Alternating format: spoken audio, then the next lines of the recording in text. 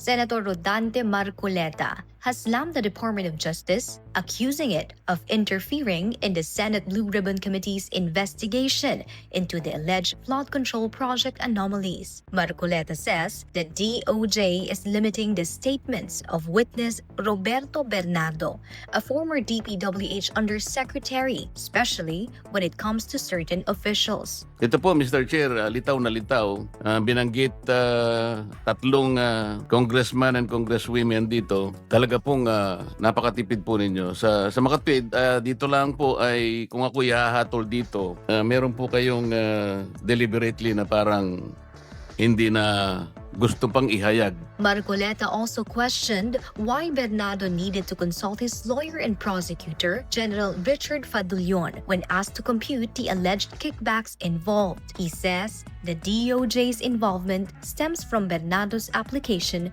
to the Witness Protection Program, which he argues is restricting what the witness can reveal. Pero dahil ba he is a potential applicant to Witness Protection Program, may influensyahan, malilimitahan ang kanyang exposure dito.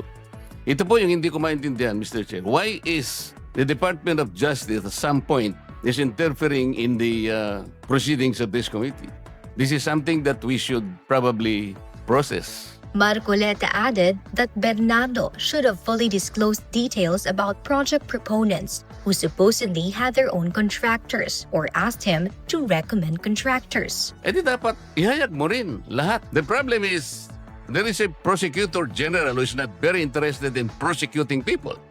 He's very selective, Mr. Chair. This is something that is objectionable. Prosecutor General Richard Fadullon pushed back strongly, denying the DOJ is interfering in the probe. I take exception to the observation of the good senator that the Department of Justice is interfering in the investigation being conducted by the committee.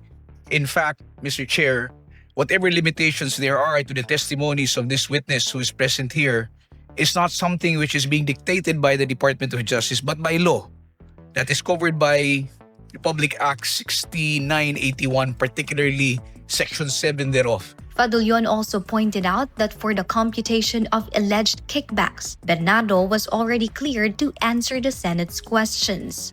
Of the provisions of the law on confidentiality, sir, that is why it was referred to us.